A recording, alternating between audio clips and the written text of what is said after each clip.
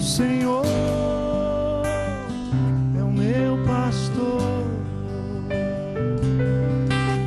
e nada, nada, nada me faltará. Deitar-me faz em verdes pastos e leva-me pra junto das águas tranquilas.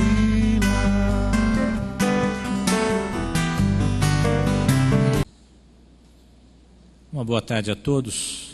Estamos dando início à segunda etapa do Fórum Ministerial. Eu quero convidar então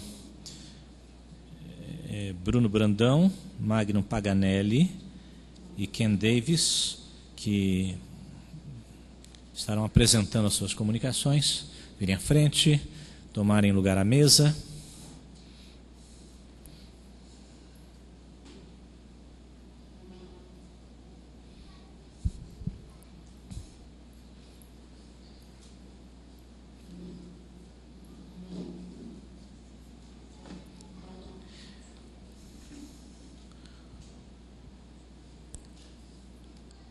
O formato deste fórum é o seguinte: cada um dos apresentadores terá 15 minutos para fazer a sua exposição. Depois, então, o debatedor terá 5 minutos. O debatedor estará apresentando ao proponente, ao comunicador, perguntas feitas pelo auditório. E o comunicador terá 5 minutos para a tréplica. Então é uma espécie de ping-pong. O comunicador, o apresentador, fala durante 15 minutos. Vocês, através do debatedor, falam com o apresentador e este, por sua vez, responde.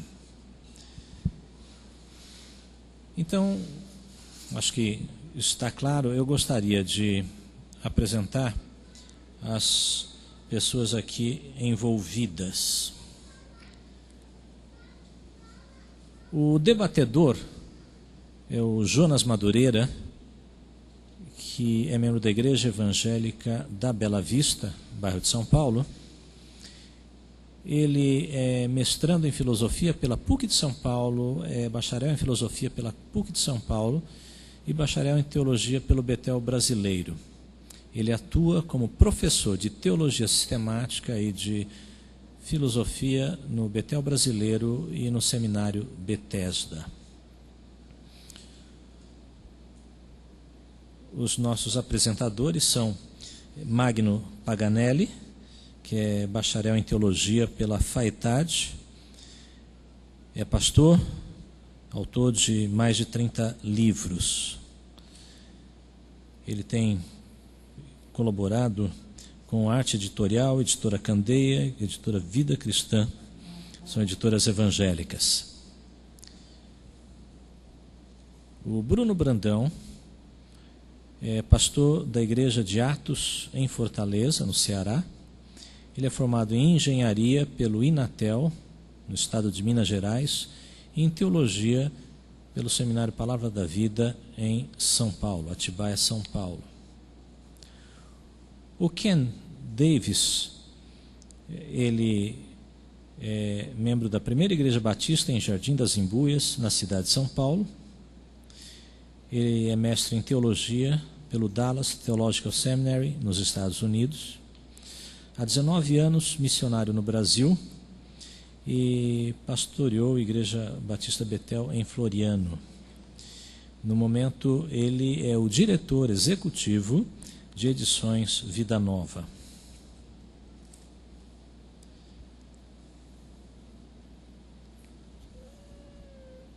Eu vou passar a palavra ao Magno Paganelli para, nos seus 15 minutos, fazer a apresentação do seu texto.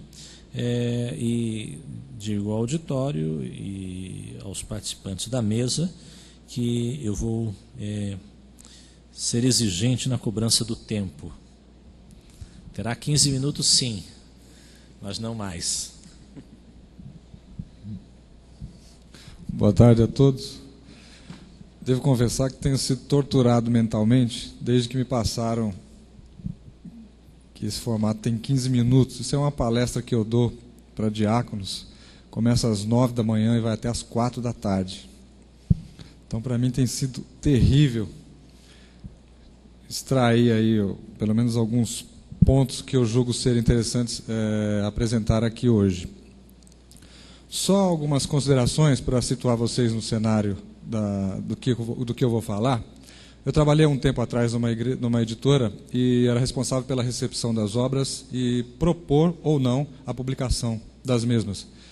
E ao receber essa obra sobre diaconato, me interessou muito, porque na época eu dirigia uma igreja, eu já tinha uma experiência pastoral, mas o dono da editora não entendeu que aquilo fosse um texto interessante a ser publicado. Ele achou que o impacto seria muito baixo. Traduzindo em miúdos, a vendagem seria pífia.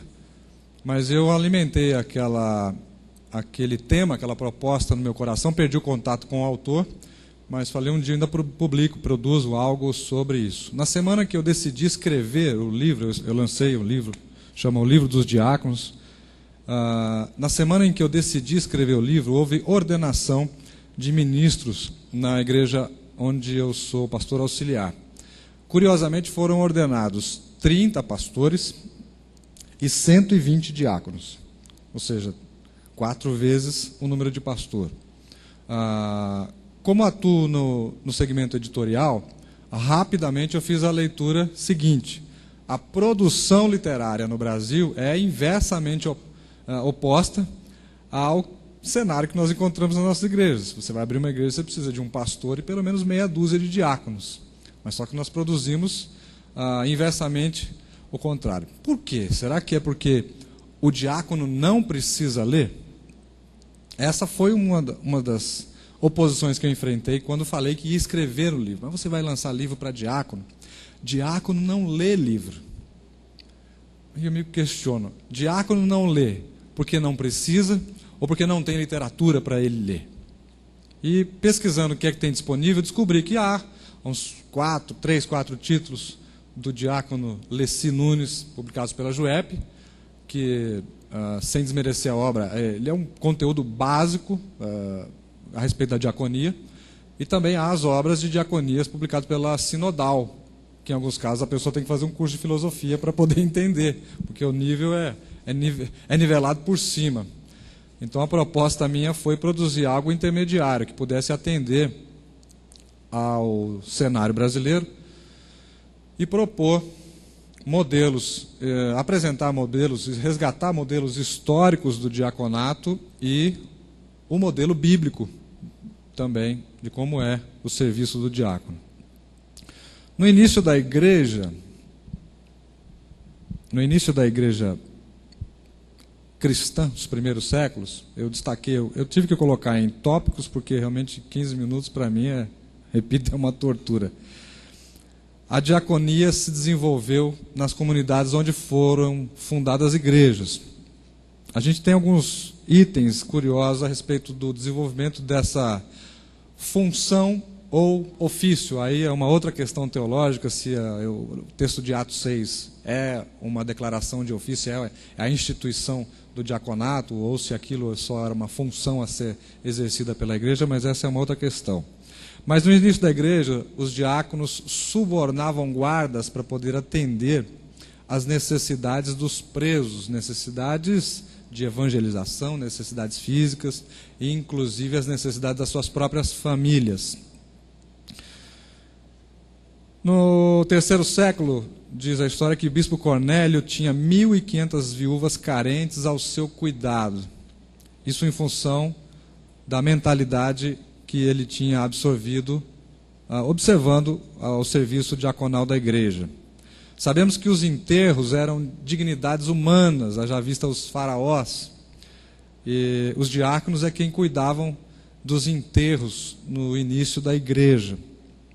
No século IV foram criados albergues para hospedar peregrinos cristãos em trânsito, que faziam missão, evangelização no Oriente. Então esses albergues, que depois mais à frente deram origem ao modelo básico dos hospitais, eles eram administrados por diáconos, né? E aí nós vemos um elemento interessante que existia na igreja de Jerusalém, que é a união da diaconia da palavra, porque Atos 6:4, Lucas escreve que os apóstolos se dedicariam à oração e ao ministério da palavra. Esse ministério no original é diaconia tu logon, ou seja, diaconia da palavra, diaconia por meio da pregação da palavra. Então as pessoas que ficavam nos albergues, elas eram assistidas nas suas necessidades, mas também tinham que ouvir a mensagem do Evangelho. Então você vê ali a repetição do modelo que havia na cidade de Jerusalém, na igreja de Jerusalém. O tempo passou, os séculos passaram e Basílio, deturpando um texto dos Salmos, cunhou a expressão: quem dá aos pobres empresta ao Senhor e será recompensado. Então isso causou um trauma na teologia da diaconia. Porque se eu posso pagar para fazer um serviço, por que eu mesmo vou sujar as mãos? Então, isso de certa forma veio favorecer a teologia romanista, de que você dá esmolas, de que você contribui financeiramente ou com víveres, e o trabalho é feito da mesma forma por outras pessoas que Deus assim puder levantar. Muito bem, esse é o primeiro cenário, o cenário da igreja primitiva. Mais à frente, quando há reforma protestante, em função da perseguição que os protestantes receberam em países como Itália, Inglaterra, Espanha, França, muitos deles se refugiaram na cidade de Genebra. Isso causou um colapso, que estima-se que em 20 anos, entre 1541 e 1560, a população da cidade duplicou, causando problemas como falta de espaço, falta de alimento, concorrência por trabalho, condições sanitárias precárias, doenças e epidemias. Então os reformadores que estavam ali criaram o chamado Fundo para os Estrangeiros Franceses Pobres, que na verdade não atendeu só aos refugiados franceses, mas a todos quantos para lá fossem. O fundo francês, ele era administrado na sua cúpula pela liderança da igreja local, no que diz respeito a angariar recursos para atender os necessitados, mas quem fazia o serviço, o atendimento pessoal aos necessitados eram os diáconos. E o que faziam os diáconos que atuavam no fundo francês? Eles colaboravam na arrecadação de recursos financeiros dos ricos para aplicar na assistência aos refugiados, ajudavam a procurar moradias em casas, hospedarias e pensões, quando recebiam as pessoas que estavam fugindo dos seus países, forneciam camas e colchões para essas pessoas, forneciam pequenas doações em dinheiro ou em cereais, forneciam um conjunto de ferramentas ou matrículas para os aprendizes de determinados ofícios. Então, se você fugia com a sua família e você era marceneiro, então você fugiu, teve que deixar casa e tudo para trás, então eles forneciam ferramentas para você começar a sua profissão no novo país, na nova cidade. Se o seu filho tivesse vontade de seguir a sua profissão, então ele ia trabalhar com algum marceneiro que já estava estabelecido na cidade. Todo esse centro empresa-escola, esse centro de integração empresa-escola, era feito pelos diáconos.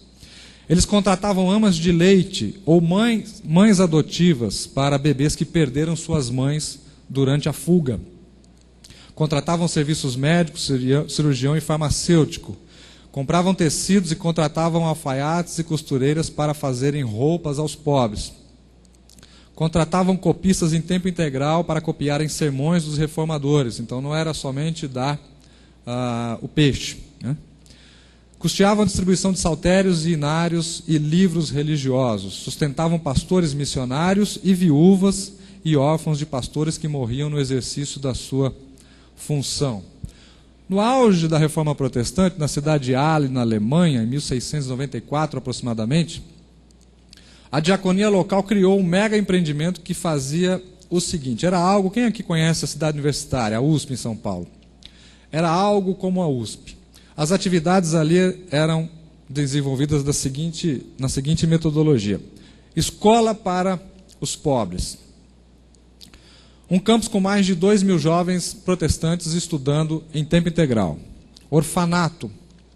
Escolas profissionalizantes. Instituto de formação de professores com escola integrada. Vamos supor, você quisesse ser professor, você estudava de manhã e depois dava aula à tarde ou vice-versa.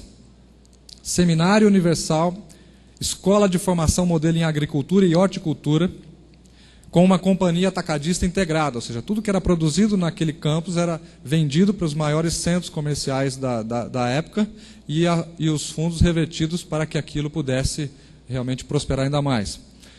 Eles tinham também uma editora e uma empresa farmacêutica. Muito bem. Tudo isso que eu apresentei aqui era administrado por diáconos. E onde é que eu quero chegar com isso? Eu quero chegar no seguinte ponto. Eu já estou cortando coisa aqui porque a placa já levantou. Eu quero chegar no seguinte ponto. Hoje em dia, nós olhando para o modelo, para a prática do diaconato na igreja, vemos que muitos dos diáconos entendem que ser diácono é servir a ceia, recolher ofertas e guardar a porta do templo. Quando eu dou esse seminário, eu começo dizendo: guardar a porta do templo, eu contrato uma empresa de segurança, porque eu não acredito que se entrar alguém para matar o pastor, você vai se atirar na frente dele, protegendo o seu pastor. Para recolher a oferta, a Bíblia não diz que ninguém precisa ser diácono ou ter qualquer atribuição na igreja. Não diz isso em texto nenhum. Então, para que serve a sua função? Qual é a sua função como diácono? Frente ao que a história nos apresenta, frente ao que nós vemos no texto de Atos dos Apóstolos. Então, o que nós entendemos é que essa função, como é vista no Novo Testamento, o primeiro mártir da igreja era um diácono, o primeiro grande evangelista, Filipe, era um diácono. Onde é que está essa função? As pessoas imaginam que o diácono não precisa ter nenhum tipo de formação espiritual, teológica, acadêmica, para poder exercer a sua função. Temos que discordar, porque eles foram chamados para substituir nada menos que os apóstolos, que eram a nata. E se falássemos isso para algum líder neopentecostal, né, ele diria que realmente, de fato, os apóstolos são os maiores, quase deuses. Então a proposta dessa discussão é despertar o valor do diácono dentro do corpo de Cristo. Quanto tempo ainda tem? 1 minuto, né? 2,5. O diácono, então, deve ser visto como alguém que precisa, sim, ter um preparo espiritual, um preparo teológico. Haja vista o sermão de Estevão, um sermão irretocável, apresentando a transição do Antigo para o Novo Testamento de maneira brilhante. E hoje nós vemos os diáconos de uma maneira completamente distorcida. Isso não só por culpa deles, creio também por culpa da própria liderança, no sentido de que não treina corretamente e também não delega de púlpito a autoridade que cabe ao diácono. Bom, eu vou parar por aqui, porque se eu for apresentar propostas para corrigir essa distorção, eu estouro no tempo e não fica bem. Ok?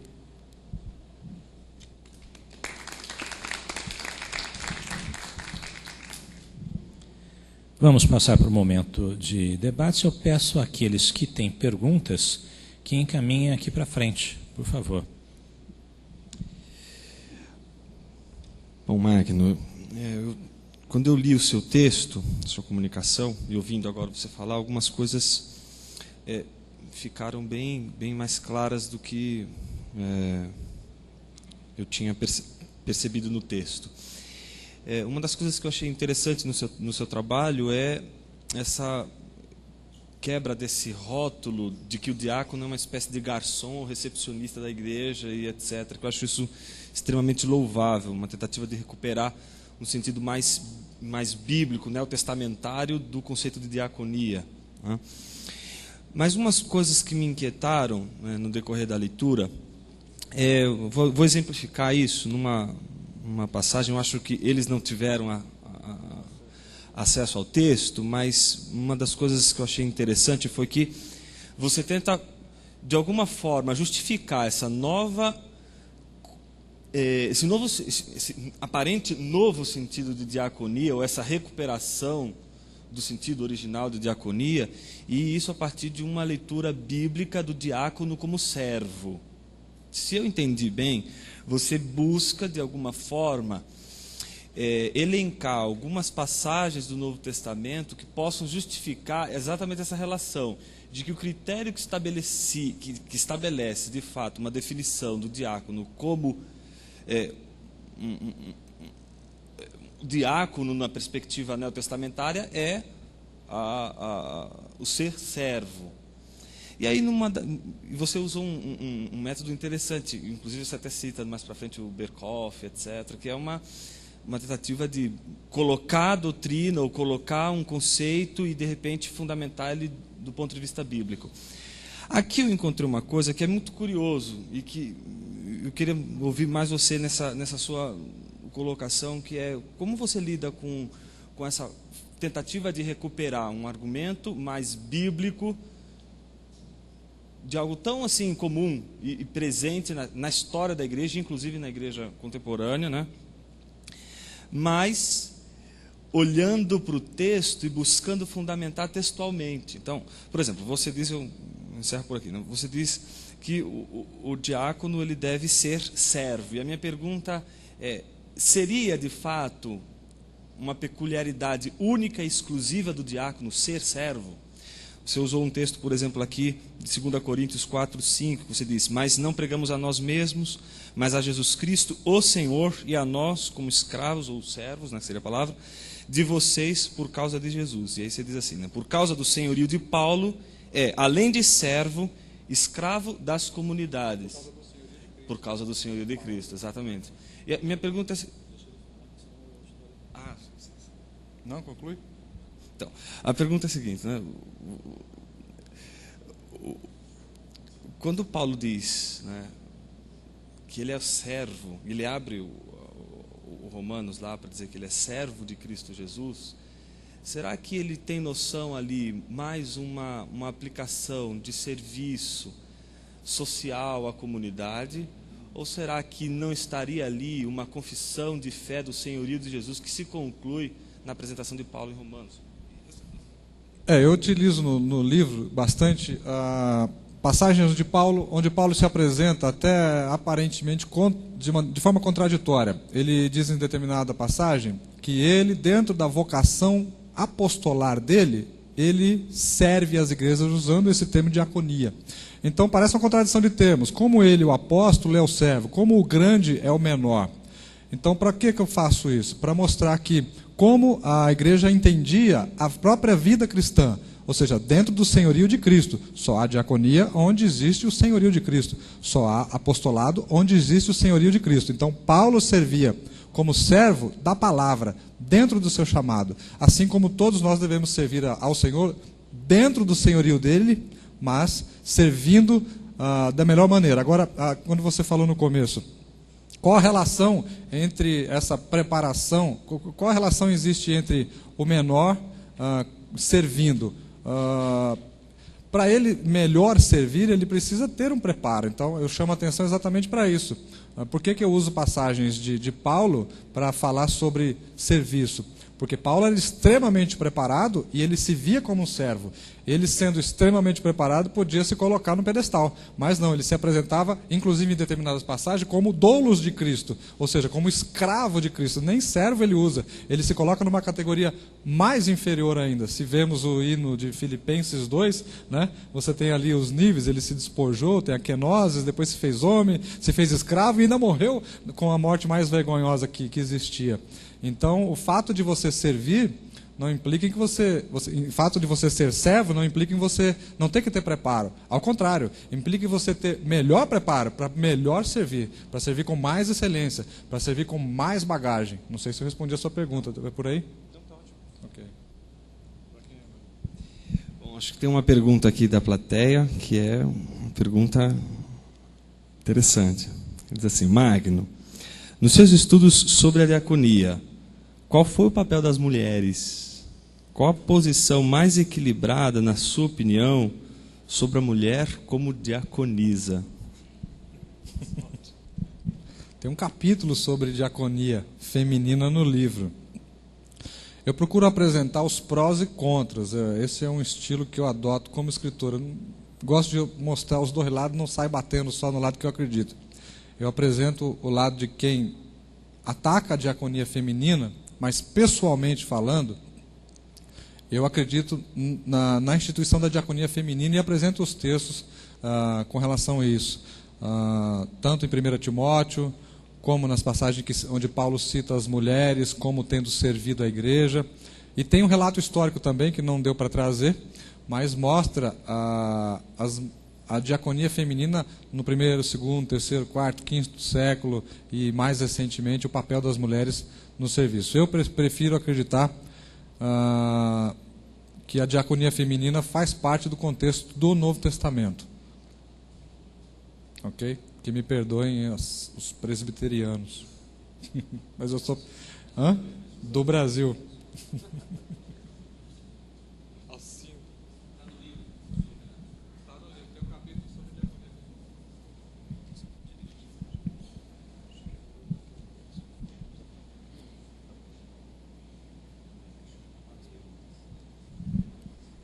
Alguma outra pergunta do plenário? Pode passar por escrito, por favor?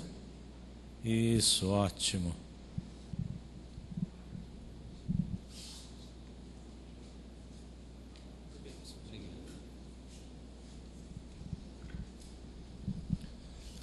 Vamos assim, Magno, você tem percebido mudanças no ministério diaconal pós-palestras, no contexto de readequação dos serviços? Eu tenho contato com alguns pastores de igrejas onde eu fiz esse seminário e realmente os pastores disseram que eu arrumei um grande problema para eles, porque os diáconos se engajaram, acho que além da conta, e querem fazer tudo. Querem resolver o problema e aposentar o pastor. Então, é aquela história, né? Se você quer ir para Marte, se você quer chegar na Lua, faça o esforço suficiente para chegar em Marte, porque no meio do caminho você vai ter problemas e você vai chegar onde você queria, que era na Lua. Eu acredito que é só uma questão de adequação e eles vão resolver os problemas das suas comunidades. Ok? Fica à vontade. Eu vou sim. Tem mais alguma pergunta? Se não, podemos. Agradecemos ao Magno pela contribuição.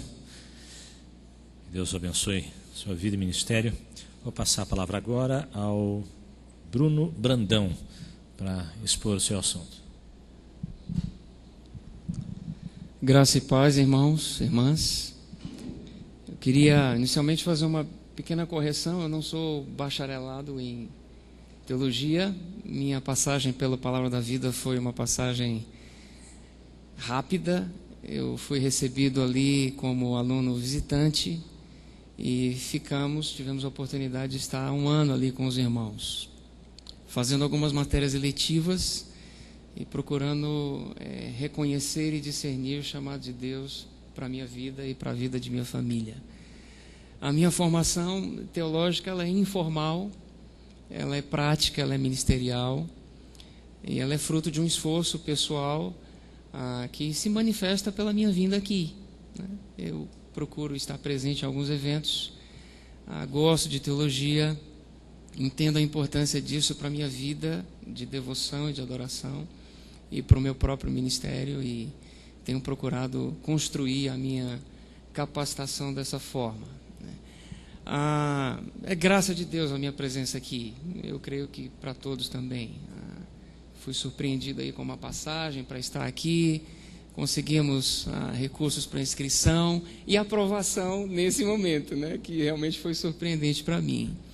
A ideia do tema ecumenismo evangélico, ele parte de um pressuposto onde eu encaro de maneira bastante expressiva, principalmente no Novo Testamento, né, não só um apelo, mas uma requisição por parte do Senhor e do próprio Espírito a vivermos uma unidade que eu creio ser bem diferente daquilo que nós temos vivido na prática.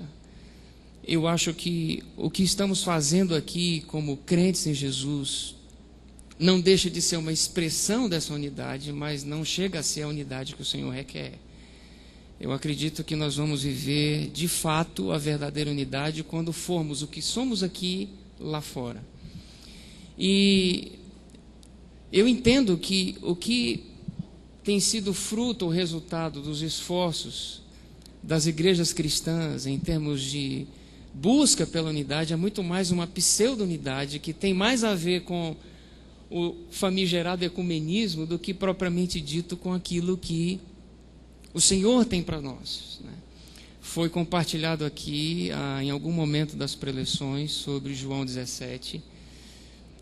Eu queria fazer uma breve leitura de alguns versículos para fundamentar essa premissa de que há um apelo nas Escrituras em busca dessa unidade, né? Particularmente quando Jesus, em sua oração, no versículo 22, João 17, diz assim: dei-lhes a glória que me deste, para que eles sejam um, assim como nós somos um. Eu neles e tu em mim. Que eles sejam levados à plena unidade, para que o mundo saiba que tu me enviaste e os amaste, como igualmente me amaste. É como se não, a glória de Deus ela só será manifesta ao mundo, e o mundo entenderá e enxergará tal glória e, consequentemente, tal amor, a partir do momento em que eu conseguir ser efetivamente um com meu irmão. E um com meu irmão, além do ambiente da igreja local. Essa percepção de reino que foi tão bem elaborada pelo pastor Ed hoje de manhã, é algo que nos falta como igreja.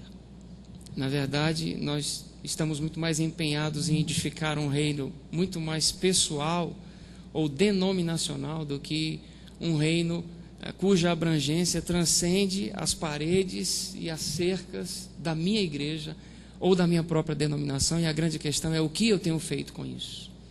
O que eu tenho feito com essa demanda existente no coração do Filho, que se expressa por meio de um clamor e de uma oração, para que eu consiga transitar e trafegar entre as igrejas pré-existentes, igrejas essas que são reconhecidamente pelo seu testemunho consideradas igrejas de fato cristãs, né? Parte da noiva, membros de um mesmo corpo. Eu não estou aqui querendo propor qualquer tipo de aliança, e a questão não é ser contra a aproximação proposta aqui nas conferências do movimento neopentecostal, mas o foco aqui é a minha relação com igrejas de fato reconhecidamente cristãs, de confissão cristãs, ainda que não seja reformada, mas que você entende pela vida, pelo caráter, ainda que haja diversidade, uma unidade em torno do mesmo Senhor, da mesma fé e assim por diante. O que eu tenho feito para promover isso? Até que ponto a minha pseudo-unidade não se assemelha muito mais, ainda que de maneira limitada, ao ecumenismo católico, aonde eu me uno à igreja da esquina, porque simplesmente há um interesse na minha alma por desenvolver projetos pessoais ministeriais. Porque eu tenho produtos, modelos, livros, CDs e etc. que eu quero atingir o mercado gospel e por isso é interessante eu estabelecer algum tipo de parceria com ele. Até que ponto as minhas motivações por trás dessa busca por unidade não giram em torno de uma perspectiva de conseguir viabilizar ou facilitar alguns interesses institucionais ou políticos que, enfim, a minha igreja se viu metida ou complicada, de alguma forma envolvida em algo complicado. Eu creio que, além dessas questões como essa dimensão do ministério pessoal e da autopromoção, é que move, na maioria dos casos, essa fraternal, entre aspas, aproximação entre as igrejas e entre os pastores. Eu acredito que, do ponto de vista do relacionamento entre a liderança, há uma certa amistosidade e amizade, mas a questão ela precisa ir muito mais além disso. E isso tem me inquietado, porque do mesmo jeito que eu encontro na palavra que eu devo amar mais, que eu devo perdoar mais, que eu devo tolerar mais, eu encontro na palavra que eu devo desenvolver uma unidade com o meu irmão. E de maneira bem prática, o que eu trago aqui como reflexão é uma crítica a essa pseudo-unidade instalada no nosso cenário. Eu acho que ela é superficial, eu acho que ela é interesseira no certo sentido, eu acho que ela tem por trás desafios de cunho de cunho pessoal, ainda que não seja a nível de autopromoção, mas acaba sendo a nível de colocar no mercado alguma coisa que é interessante para mim ou para o meu ministério. Ela tem a ver com levantar de uma bandeira denominacional, que eu acredito ser a melhor bandeira, a mais bonita bandeira e assim por diante. E ela pouco tem a ver com a teologia da mesa, que foi tão bem colocado pelo nosso irmão Ziel aqui há 2 dias atrás. Então, inquieto com isso, eu faço uma crítica a essa pseudo-unidade que nós temos procurado desenvolver nos nossos ambientes. Confesso alguns pecados, ainda que não explícitos aqui, dizendo que há muita inveja no coração da liderança, há muitos ciúmes, há um falso zelo, há muito egoísmo, e ao mesmo tempo proponho algo que nós temos começado a viver como projeto embrionário, que pode ser ou servir de estímulo e de encorajamento para os demais irmãos e para os demais ministérios.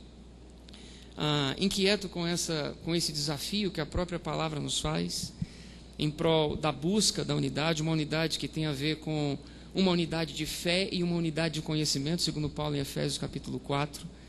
Nós começamos há 2 meses atrás, lá em Fortaleza, um café da manhã, diferentemente dos cafés das manhãs dos conselhos de ministros, que é um ambiente que realmente eu não consigo estar lá e não consigo me fazer presente, com toda a minha intenção positiva de vivenciar a verdadeira unidade, porque o que se discute, pelo menos lá em Fortaleza, são superficialidades e, mais uma vez, interesses políticos, institucionais e etc. Então, nós começamos um café da manhã, há 2 meses atrás, convidando amados irmãos, pastores e líderes de confissões religiosas diferentes da minha, mas que têm verdadeiramente, pela vida piedosa, que procuram estabelecer um compromisso sincero com Cristo. Chamamos eles para sentar em torno de uma mesa, comermos alguma coisa e não falarmos de projeto algum, e não propormos qualquer tipo de propósito institucional, e não levantarmos ali qualquer tipo de bandeira que defenda, ainda que diante da sociedade ou do ministério público instituído, as nossas defesas e propostas, mas que simplesmente reconheçam que no centro dessa mesa há uma cruz, e que em torno dessa cruz, quem sabe, a gente consiga viver uma unidade em torno da palavra. Porque, como foi dito hoje de manhã aqui, sem dúvida nenhuma, a palavra é quem deve nos unir, mas infelizmente ela muito mais separa do que une, porque cada um tem uma convicção ou despeja, seus pressupostos em cima daquilo que está revelado, e acabamos assim por criar grandes hiatos entre nós, que acabam por sua vez provocando uma unidade muito mais aparente e superficial do que verdadeira e legítima, como a palavra requer. Uma unidade de fé, uma unidade de conhecimento, uma unidade de espírito, que me permita ver a minha igreja vizinha como membro de um mesmo corpo também. Eu acredito que os dons do Espírito, ele transcende essa dimensão de individualidade. Eu creio que como igreja eu tenho uma visão profética dentro desse tempo e dessa história, que complementa a visão profética do meu irmão lá da esquina, de tal forma que eu preciso dele ministerialmente, como também ele precisa de mim. E dentro dessa perspectiva de buscar tal unidade, de sentarmos em torno da mesa, vivenciando essa teologia do pão, do compartilhar, eu tenho sido desafiado pelo Espírito a ir além. Porque é interessante quando você assume certos desafios, você pensa que chegou onde deveria chegar, e o Senhor te mostra que você deu apenas um primeiro passo, diante de muitos passos que precisam ser dados. E a gente tem conseguido, além de sentar juntos, dividir os nossos momentos de adoração, de tal forma que, às vezes, eu levo toda a minha igreja para a igreja do meu irmão, e nós celebramos um culto juntos.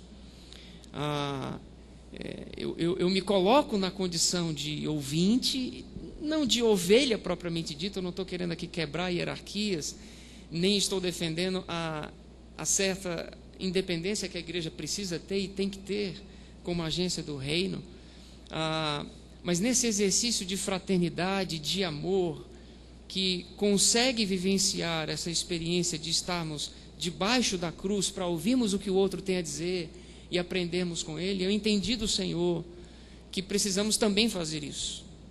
Mesmo sabendo que talvez o dia em que eu tenha que estar lá seja o primeiro domingo do mês, onde as ofertas são as maiores ofertas e que cobrem quase todo o orçamento do mês, né? Mesmo sabendo que isso implicará em algumas possíveis ameaças, porque de repente o membro da minha igreja gosta mais da igreja do meu amado do que gosta da minha, e a palavra dele é melhor do que a minha, ele resolve ficar por lá, independentemente disso. Até mesmo porque nós militamos em favor de um reino, mais uma vez, que transcende o meu reino pessoal e particular. Aliás, não deve existir reino pessoal e particular. E eu preciso enxergar essa transição, ou esse trânsito, essa caminhada de amor e de comunhão entre os meus irmãos de maneira muito mais tranquila, amistosa e despojada do que normalmente eu tenho reconhecido. E à medida em que eu me exponho a essa verdade e procuro dar esses passos, o Senhor tem feito de fato uma obra transformadora, tanto em meu coração, como eu creio no coração daqueles que caminham comigo. Uma obra que nos faz entender e perceber que o meu Pai, o meu Deus, Ele não é só meu, Ele é nosso. E que o Espírito que opera em minha vida e na minha igreja também opera na vida e na igreja do meu irmão.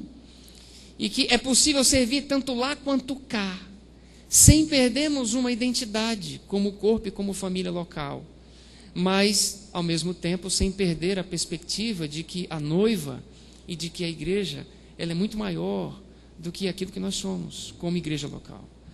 Então, assim, a ideia do artigo, e eu não sei se eu consegui falar tudo o que eu queria no artigo, nem aqui, nesse pouco tempo, é de criticar, por um lado, essa pseudo-unidade que temos vivido, achando que somos um, quando, na verdade, temos questões sérias aí que nos impedem de sentar à mesa com pastores que, pelo menos aparentemente, reputamos como homens de Deus.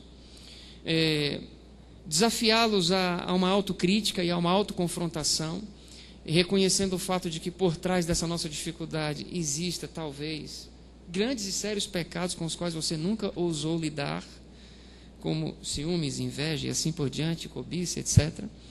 E apresentar aqui uma simples, mas não simplória proposta de procurarmos dar os primeiros passos em torno de uma teologia da mesa cuja cruz está no centro, para que a gente consiga não só dialogar, porque isso é inevitável para quem se considera irmão do outro, mas construir e propor uma teologia diferente daquela do ecumenismo comum, que prega que nós devemos ter unidade naquilo que é relevante, liberdade naquilo que é secundário e amor acima de tudo. Não é isso. Mas descobrimos ou redescobrimos e reafirmarmos aquela verdade que o Senhor nos propõe, onde de fato há comum união em fé, em conhecimento, em experiências com Deus e assim por diante, para que atinjamos a maturidade que o Senhor espera de nós. Eu creio que isso glorifica o Senhor, eu creio que isso alegra o coração do Pai, eu creio que a obra que está por completar, ela tem tudo a ver com uma maturidade capaz de nos fazer muito mais irmãos do que verdadeiramente somos com aqueles com os quais caminhamos. Então fica aí a minha palavra de reflexão para que os irmãos avaliem, levem para casa, perguntem e procurem viver de maneira mais legítima aquilo que o Senhor espera de nós como corpo e como igreja.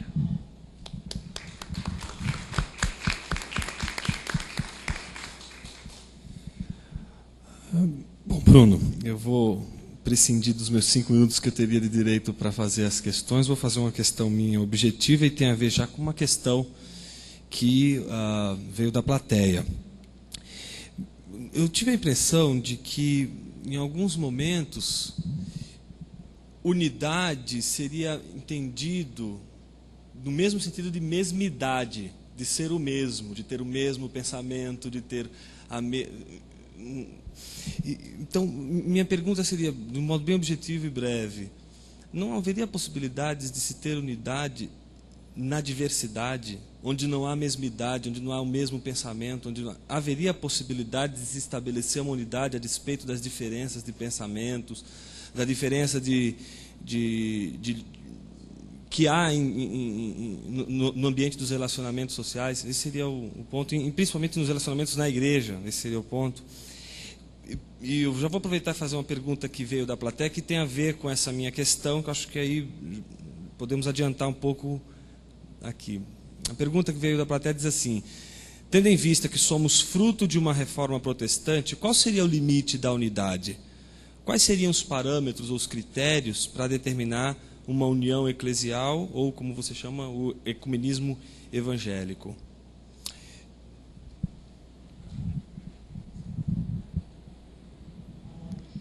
Veja só, hoje de manhã nós tivemos uma palavra abençoada, que eu acho que responde em parte isso. Há um conteúdo que não pode ser mudado, que não pode ser mexido. E esse conteúdo estabelece os limites.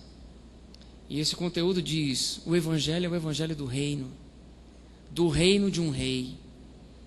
Um rei que não é longe de ser a minha denominação, a minha visão doutrinária ou teológica, apesar de que pode ter a ver. E eu acredito que isso se perdeu na nossa caminhada histórica. Eu creio que a diversidade ela vai ser vivida, sim, tanto nas nossas experiências dentro da igreja local, como nas nossas experiências extra-igreja local, a partir do momento em que o Espírito operar na vida de cada um, com seus dons, com o seu carisma, mas o foco é um só. E eu preciso aprender a trabalhar com o meu, não diria nem próximo, mais do que isso, com o meu irmão, né, em prol de um objetivo comum, porque nós estamos na mesma caminhada, a corrida ela é uma só, nós vamos chegar no mesmo lugar. E eu preciso entender que, além das minhas visões pessoais, dos meus projetos ministeriais e da maneira como o Senhor opera através de mim como instrumento específico e particular na sua mão, há uma caminhada e um propósito claramente estabelecido e definido pela palavra. Paulo, em Filipenses capítulo 2, ele nos desafia a um mesmo pensamento, a uma concordância de propósitos, inclusive. E ele não está tão preocupado com essa diversidade como uma ameaça, ela faz parte do processo. À medida em que o Espírito me convoca e me capacita a exercer essa manifestação do reino de uma maneira diferente da sua. Mas isso é secundário no sentido da busca pela unidade. Porque o que está em jogo aqui, para que eu consiga ser um, é o reino de Deus que precisa ser estabelecido. E ele põe o próprio limite, ao mesmo tempo que expande os limites estabelecidos por nós. Eu me entendo dessa forma. A outra pergunta imediata foi com relação a...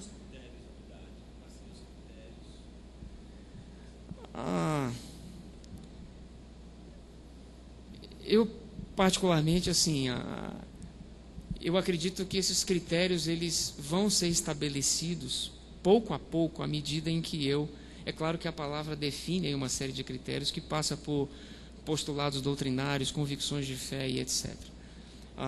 Mas como há muita divergência e confusão nessa ambiência evangélica atual e presente, a gente vai entender o que deve valer a pena ou não nessa mesa onde vamos sentar e ministrar na vida um do outro.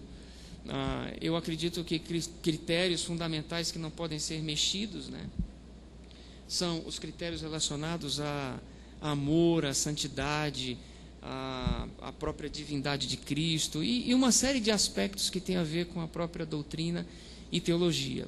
Porém, eu acredito que falta-nos ainda essa compreensão de reino, o que significa isso e como podemos, de maneira mais convergente, trabalhar em prol daquilo que o Senhor veio instituir e estabelecer. Não sei se depois a gente poderia talvez aprofundar isso e responder com mais propriedade aí a intenção da pergunta, né? Tenho mais duas perguntas. Essa busca pela união que você cita é geral? Penso aqui, englobe todo o universo evangélico, né, religioso, ou algo que tenha acontecido somente no contexto da sua comunidade, né? E, aproveitando a outra pergunta que é, que tipo de unidade o texto, por exemplo, de João 17, sugeriria no seu entendimento, né? E como você poderia falar a partir do seu contexto? Já aproveitando, teve um recado para você assim: que bom, irmão, está obedecendo ao Senhor, se abrindo para a unidade e libertação da cidade de Fortaleza. Então já... Só pedir ao Bruno para que tenha o microfone mais perto da boca, senão fica o som muito baixo. Repete, por favor, aí a pergunta.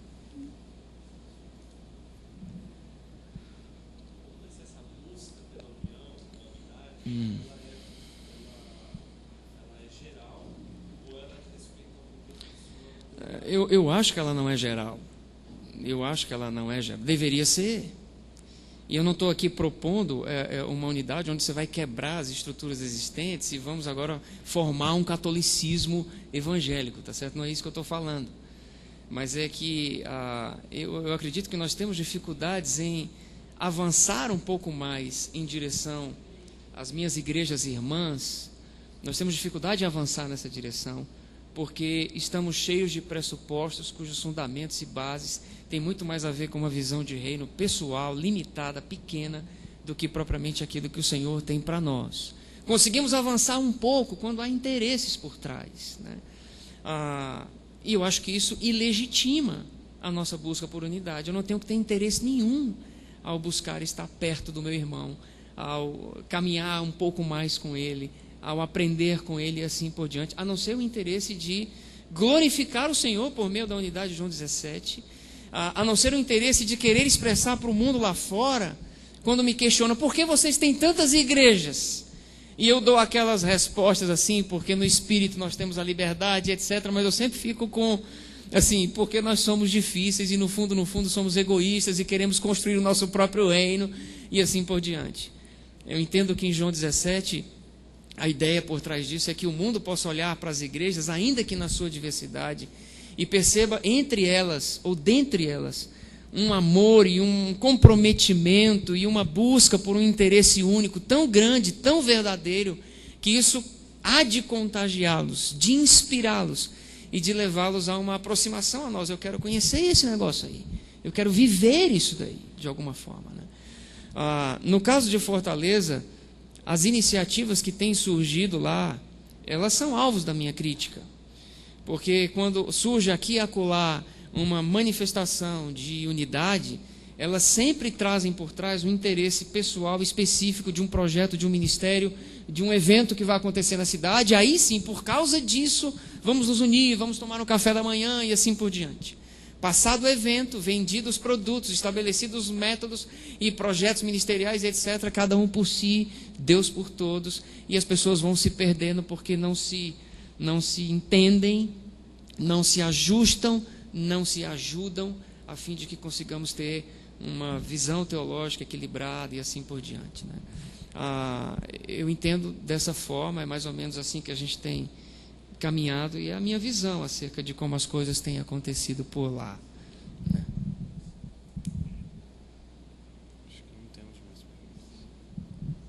Mais alguma pergunta da plateia?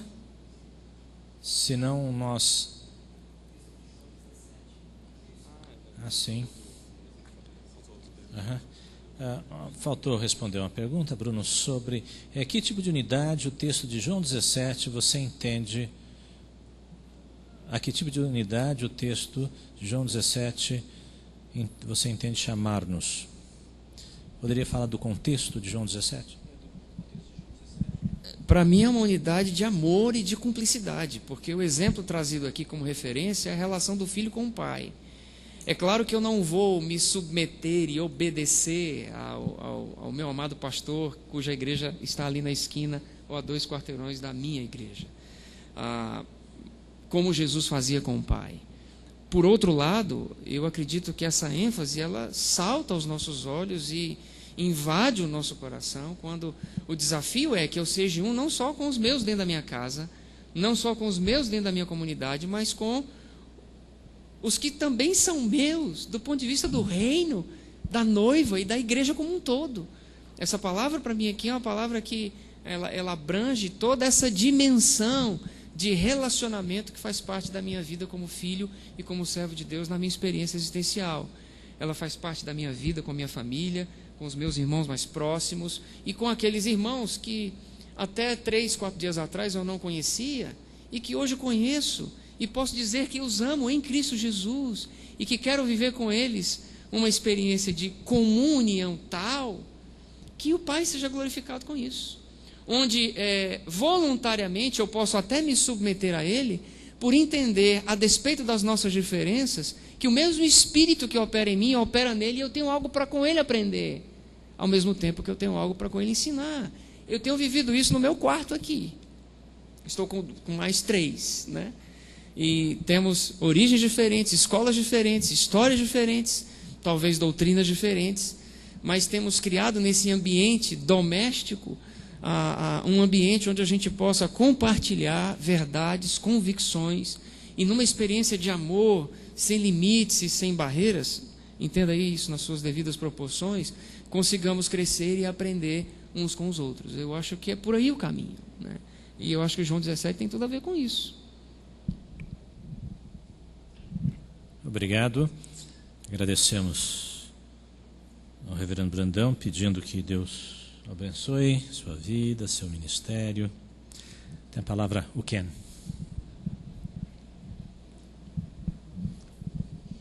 Obrigado. É um tremendo prazer estar aqui com os irmãos para apresentar essa reflexão intitulada Repensando a Metodologia de Treinamento Pastoral. Essa reflexão começou, de verdade, uns anos atrás, quando eu cheguei no Brasil e fui andando pela região de Amazonas e vendo a necessidade de pastores nas vilas, nas cidades pequenas, onde o acesso foi mais difícil e ainda mais difícil para um pastor chegar para cuidar dos rebanhos que estavam surgindo. E mais recente tem sido intensificado no trabalho no Nordeste do Brasil, na mesmo sentido de treinamento de pastores e líderes para as igrejas no interior de Piauí e Maranhão. O contexto, como qualquer trabalho, determina um pouco o resultado, e esse contexto dessa reflexão é mais pelas minhas observações e o trabalho dentro do meio batista e, em particular, no norte e nordeste do Brasil. Mas, mesmo assim, eu acredito que os resultados dessa reflexão têm aplicação para o contexto maior. Eu quero apresentar e nós podemos aplicar em nossos contextos aquilo que provém. Para começar, eu gostaria de definir alguns termos que eu vou usar, só para deixar claro aquilo que eu quero dizer. Quando eu falo de seminário, eu entendo que tem vários tipos de seminários, mas o seminário formal é aquele que você vai para 4 anos, você é residente, você passa pelos 4 anos de treinamento em um ambiente mais formal. Quando eu falo de ministério pastoral, eu estou visando não tanto o lado teológico como o acadêmico teológico, mas o pastor de uma igreja. E quando eu falo de acadêmico, eu estou pensando mais na área de desenvolvimento do conhecimento, não necessariamente ligado com a vida e a prática cristã.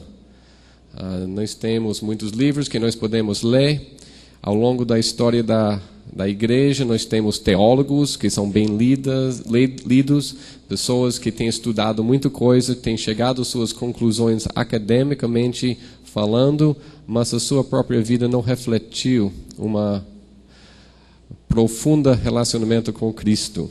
Então, nós estamos num ambiente aqui de reflexão. Eu sei que alguns aqui estão trabalhando em seminários mais formais, acadêmicos.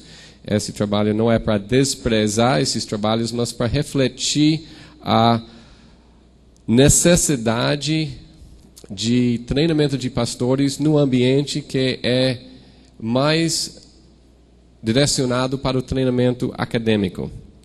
Então eu iria dizer que o problema que nós temos ao nosso redor é que a quantidade de alunos sendo formados nos seminários formais são inadequados para suprir todas as necessidades das igrejas que estão surgindo ou que já estão em existência. E às vezes, mesmo sendo formado no seminário, não tem as habilidades pastorais suficientemente desenvolvidas para pastorear bem a igreja. Nós, então, queremos colocar que a metodologia formal de treinamento e acadêmico, utilizado na maioria dos seminários de renome das grandes instituições, tem por essa maneira, essa metodologia, uma postura que é inadequada para o treinamento para todos os pastores do nosso país, que está sendo exigido. Os nossos seminários, por maior parte, ficam nos lugares mais acessíveis para as grandes comunidades, quer dizer, nos centros urbanos. E quando nós pensamos nas necessidades nos interiores, nos lugares que não são perto dos seminários, fica uma situação difícil, porque o aluno ele tem que deslocar para uma outra cidade, tem que deixar a sua igreja, deixar seu contexto, deixar seu ministério durante um período de 4 anos. E a experiência nos mostra que depois de 4 anos, nesse ambiente, é difícil voltar para o interior, para um contexto mais rural. Por mais que ele saia com boas intenções, até o seminário em si ensina como pastorear uma igreja do centro urbano, e mesmo saindo com boa intenção para voltar, quando ele chega de volta para a sua cidade, ele entende que a formação que ele recebeu não é adequada para a realidade do interior. Também tem as exigências do seminário, em termos da formação do aluno antes de ingressar. Tem pessoas que têm uma experiência com Cristo, tem um ministério que foi desenvolvido nas suas vidas na igreja, mas por não completar o 2º grau, não posso entrar no seminário. Às vezes, pessoas que não tiveram essa oportunidade, ou por situações, não podia completar a sua formação acadêmica, e aí não pode ir para o seminário. Outros, veja a quantidade de dinheiro que precisa, o custo para ir para o seminário, e simplesmente não pode ir por causa dos custos, das mensalidades.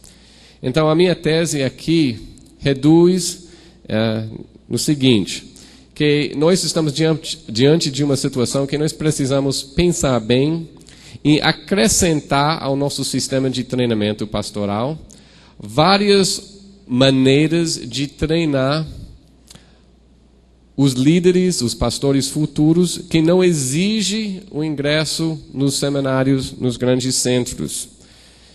Nós podemos pensar em seminários regionais, utilizando as próprias igrejas, discípulos dos pastores que já estão no campo, cursos de extensão como meios de treinar e preparar a futura geração de pastores. Uma metodologia para um seminário regional, informal, um seminário por extensão, iria seguir esses seguintes ideias. Primeiramente, manter o aluno dentro ou perto do seu ambiente de ministério durante seu treinamento, sem deslocar ele para um outro contexto ao longo de uns anos. Segundo, integrar o seu treinamento com o ministério que já vem fazendo dentro da sua igreja, do seu contexto, mantendo o foco do aluno no ministério durante seus estudos.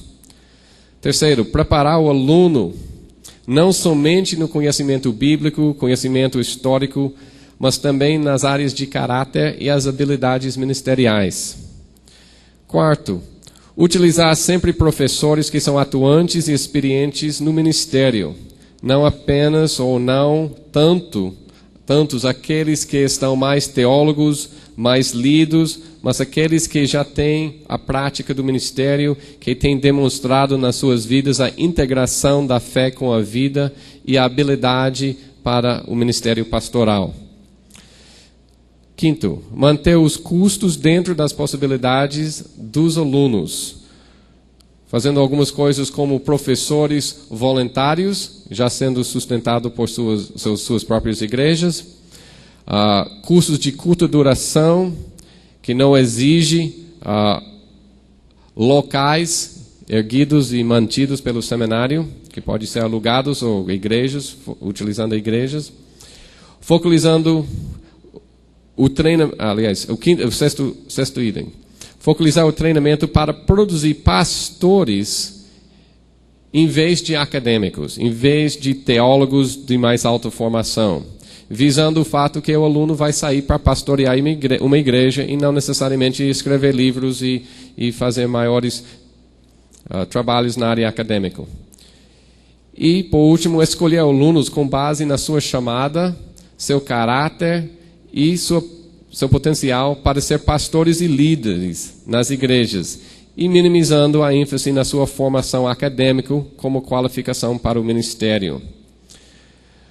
A base para isso seria a lista que nós temos em 1 Timóteo, capítulo 3, nos primeiros versículos, que dá uma lista para nós das qualificações para aqueles que aspiram ao episcopado, o pastorado. Nesta lista, quando nós damos uma lida, nós vejamos que tem 14 qualificações, dos quais 13 há de ver com caráter e habilidade ministerial, e apenas um com a habilidade de manejar bem a doutrina, ensinar e o conhecimento em si. Claro que o conhecimento da Bíblia, conhecimento das doutrinas é essencial para o pastorado, mas não é a única coisa que qualifica, segundo aquilo que nós temos de Paulo escrevendo para Timóteo. Então, qual é a nossa reflexão? Eu proponho que nós precisamos repensar o propósito dos seminários. Os seminários existem principalmente para treinar pastores ou para treinar acadêmicos. No contexto de um curso de 4 anos, não há como elaborar um curso que oferece o preparo adequado na área acadêmica e também na área pastoral. O seminário que adota um currículo acadêmico, com professores acadêmicos no ambiente acadêmico, não produzirá pessoas bem preparadas para o ministério pastoral. E um seminário focalizado na formação pastoral enfrentará problemas em ter um nível acadêmico mais alto. Então, nós vejamos em nossa situação que a maioria dos cursos são de 4 anos. E nós temos que optar para um lado ou para o outro. Nós vejamos que tem alguns nas suas igrejas que preparam, como nosso irmão aqui, que diz que não foi para o seminário formal. E tem outros seminários que vai para o lado acadêmico. E nós precisamos dos dois. Mas nós temos que escolher. Eu não vejo que nós podemos continuar esperando que num curso só é suficiente para adequar nas duas áreas. Nós precisamos repensar o tempo de treinamento. Se é inaceitável ter pastores sem a formação acadêmica, ou o acadêmico sem formação pastoral, nós temos que abraçar o fato que 4 anos é insuficiente. E aí nós podemos pensar em fazer dois treinamentos diferentes. Um para o lado acadêmico, outro para o pastoral. Nós precisamos repensar o processo do desenvolvimento do caráter. O desenvolvimento de caráter cristão necessita de uma comunidade cristã. Mas onde está a comunidade? É o seminário ou é a igreja? Na maioria dos casos, o seminário pensa que a igreja está cuidando disso, enquanto na igreja ninguém quer tocar no seminarista porque já está no seminário e deve estar sendo cuidado no seminário. Passa 4 anos, ninguém cuidou da vida espiritual durante esse tempo todo. Conheço um professor que ele diz que em uma semana, num treinamento informal, ele teve mais contato com os alunos do que em 2 anos ensinando no seminário todo dia. E aí ele tinha tempo para interagir com os alunos na área de caráter. Nós precisamos repensar as exigências para a ordenação ao ministério pastoral. Se o pastor precisa de caráter, precisa de habilidades ministeriais, e muito disso pode ser dado fora do seminário, em ambientes informais, por que nós exigimos o diploma de bacharel antes que você podia ser considerado para a ordenação. Nós estamos fazendo uma grande injustiça com pessoas bem qualificadas para o ministério pastoral, enquanto nós exigimos uma formação acadêmica para ser um pastor. Nós precisamos repensar quem são os treinadores nos seminários. O pastor produz pastor. O acadêmico produz acadêmico. Se nós queremos um pastor, nós temos que ter um pastor como o professor. Nós precisamos repensar o valor do reconhecimento do MEC. O MEC não tem interesse nenhum em treinar pastores. Como nós podemos imaginar que as exigências do MEC vão beneficiar o processo de treinamento pastoral? Há um valor no MEC em levantar o nível para o nosso treinamento acadêmico. Mas quando nós visamos o lado pastoral, é triste ver o seminário que está trocando, homilética que está trocando hermenêutico para 4 anos de inglês. As coisas que são básicas e essenciais para o treinamento pastoral, às vezes estão sendo deixadas ao lado para cumprir com as exigências do MEC. Tem que ser repensado. E nós precisamos repensar o nosso modelo de treinamento. E eu, em poucas palavras aqui, eu quero deixar uma possível modelo que nós usamos no Nordeste, chamado Seminário Teológico Batista Intensivo. Nós focalizamos em treinamento nas 3 áreas de caráter, conhecimento bíblico e treinamento nas habilidades pastorais. O currículo desenvolvido foi para alcançar pastores. Quem quer ingressar e diz, e qual é o diploma que eu recebo? Eu disse, você vai receber o diploma que nós imprimimos na impressora na casa. Não tem conhecimento ninguém. Mas você vai ser preparado para pastorear uma igreja. E na nossa região, qualquer um que sai do nosso seminário é bem procurado. Porque depois de 4 anos e meio do curso, focalizado no treinamento pastoral, os nossos alunos estão fazendo um bom trabalho na área pastoral.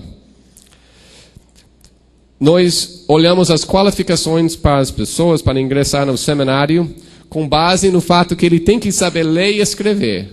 Mas como ele aprendeu não importa para nós. Se ele tem o 2º grau, se ele tem o bacharel, ótimo. Mas se ele apenas completou a 4ª série, mas ele sabe ler e escrever, ele pode ingressar. Nós olhamos muito questão de caráter, recomendação da igreja, acompanhamento do seu pastor, seu mentor, e já ativo no ministério. Não pode ingressar no seminário se ele não tem um ministério ativo, onde ele está cuidando da vida espiritual de algumas pessoas. Nossos professores são pastores com experiência, que têm demonstrado sã doutrina, vida integrada com a sua fé e o amor para os alunos e para aqueles que eles ensinam. E nenhum dos nossos professores recebem quase nada. Nós damos custo de viagem para alguns, dá uma gratificação de poucos reais para alguns que vêm de mais longe. E sendo assim, meu tempo acabado, eu tenho que parar.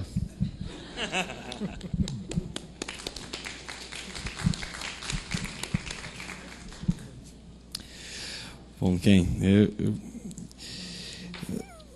acho que a primeira coisa que interessante na tua comunicação é que ela parte de um dado real, que é o seminarista, ele vai, na maioria deles, procurar uma formação ministerial para exercer o ministério depois em suas igrejas, e depois eles se deparam, no contexto ministerial, com uma questão utilitária,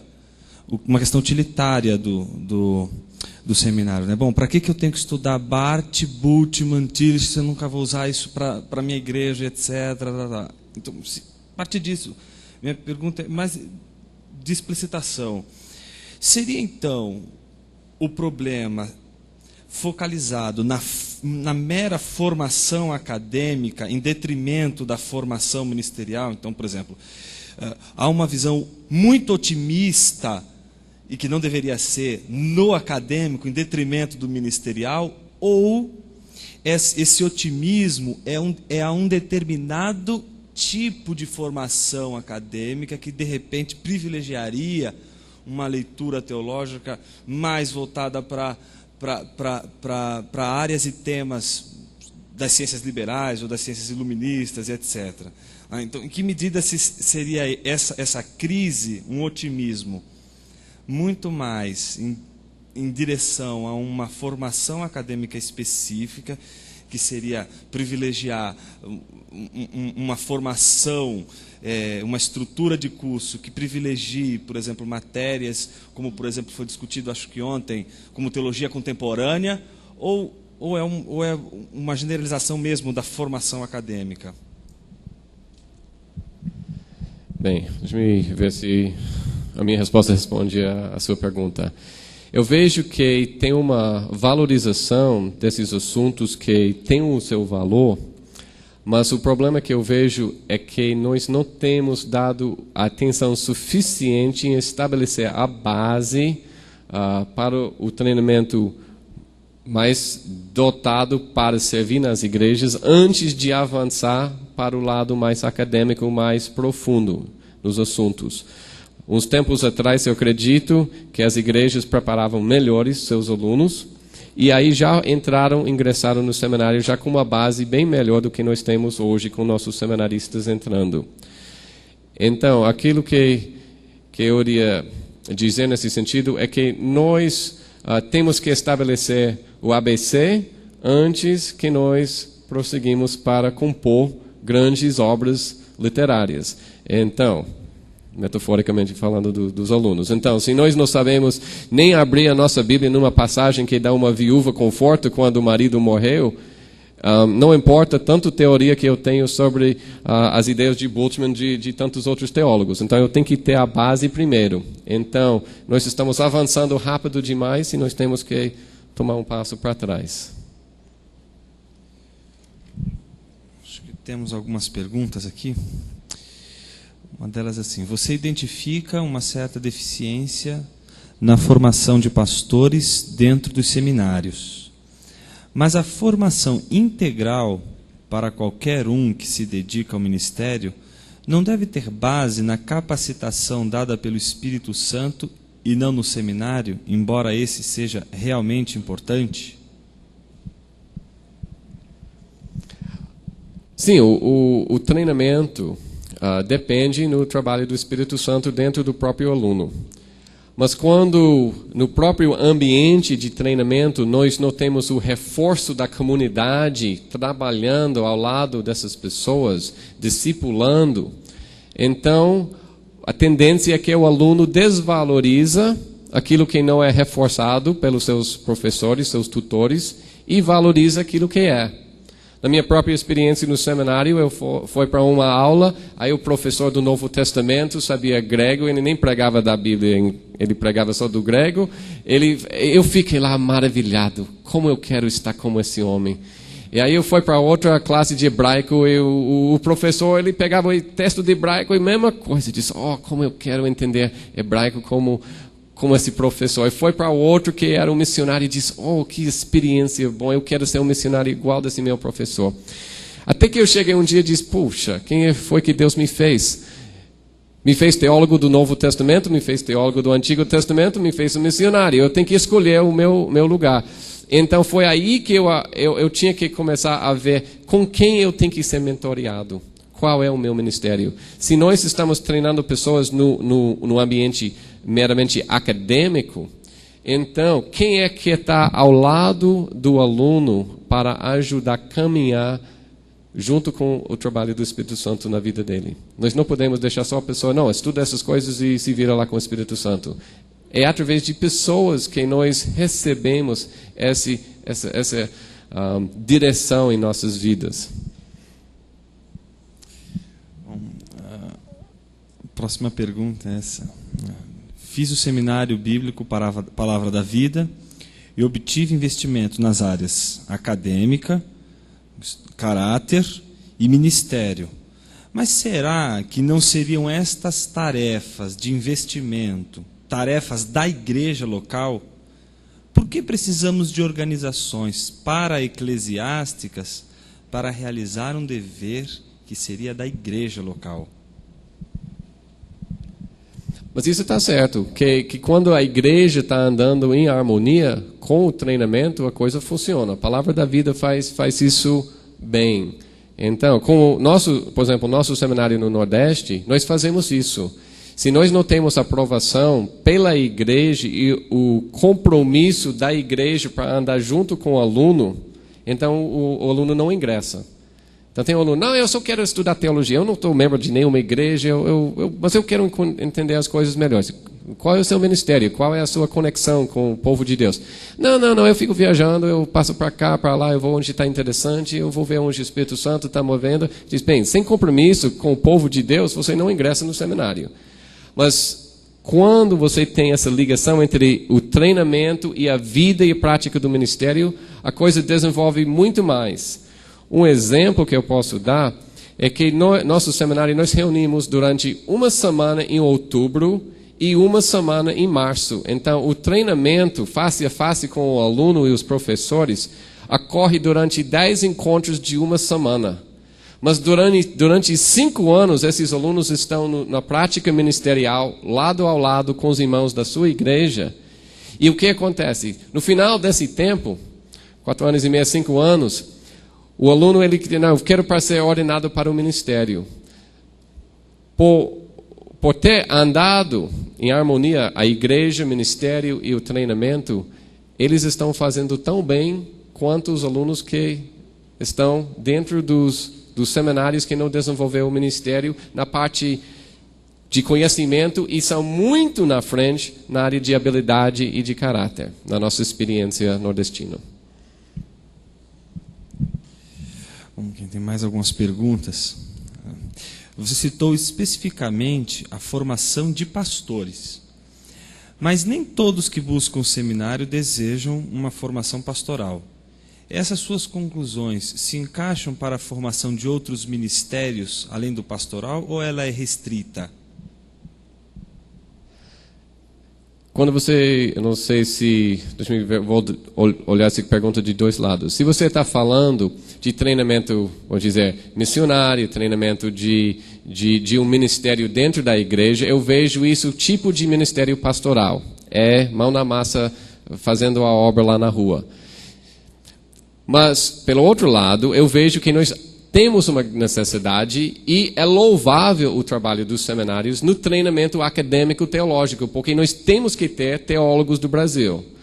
Eu quero ver o desenvolvimento do pensamento teológico aqui do Brasil ao ponto que nós não temos a dependência e a fascinação com os trabalhos que vêm de fora do Brasil para nos ensinar. Eu gostaria de ver o dia quando nós, como brasileiros, nós estamos andando em nossos pés teologicamente, tratando, escrevendo. Fico muito feliz com a saída do Teologia Sistemática do Franklin, porque é uma obra que é desenvolvida dentro do nosso contexto por nossos teólogos. E eu quero ver muito mais disso. Então, nós temos que ter os dois, mas os contextos de treinamento têm que ser apropriados para quem nós estamos treinando.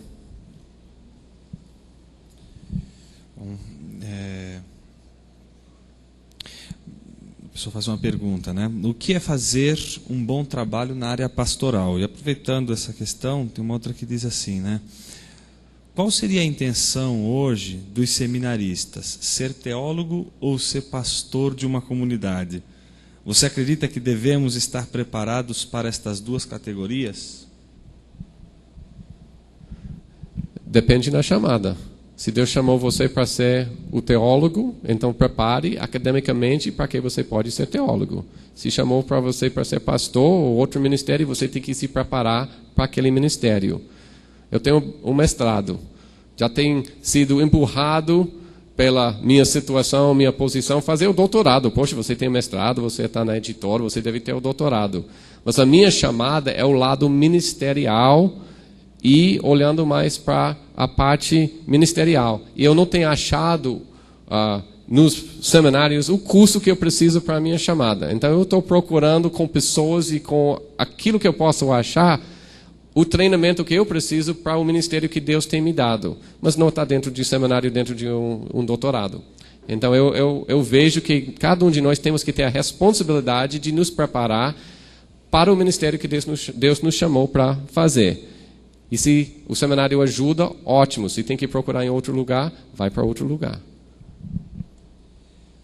Acho que temos uma última pergunta aqui. Se eu entendi bem, o quem faz a pergunta, ele coloca duas possibilidades de se entender essa palavra acadêmico. Um acadêmico que seria o seminário, ou outro acadêmico que seria fazer qualquer outra formação liberal, como direito ou medicina, etc. Então, eu entendi, pelo menos a pergunta nesse sentido. E eu acho que ele está usando a palavra acadêmico mais para falar de outras disciplinas que não a teológica. Então, ele pergunta assim, não seria essas outras formações, não a formação teológica, essas outras formações, também importantes na vida e na formação de um ministro, uma vez que ele poderia aproveitar essa oportunidade, segundo ele diz aqui, para evangelizar em escolas públicas, em universidades, etc., coisa que um seminarista não poderia e não teria espaço. Isso seria ótimo. Foi assim que eu entrei no ministério. O meu bacharel foi em engenharia. Aí depois que eu fui chamado para ser pastor, eu entrei no seminário, fiz o seminário em teologia. Então eu tenho portas abertas por ser engenheiro, que não teria sido abertas se eu fosse talvez pastor, porque em certos séculos seculares engenheiro abre mais portas do que pastor, pelo menos no nosso contexto. Então, eu não coloquei no meu papel de currículo que eu era engenheiro, porque vocês são teólogos. Se eu fosse em outro ambiente, eu iria dizer que eu sou engenheiro. Então, essa formação, qualquer coisa que nós podemos nos preparar para alcançar o melhor preparo para o ministério que Deus tem nos dado, é louvável. Então, eu não vejo que um exclui o outro, mas que nós devemos ajuntar o que é necessário para fazer aquilo que Deus tem nos chamado para fazer.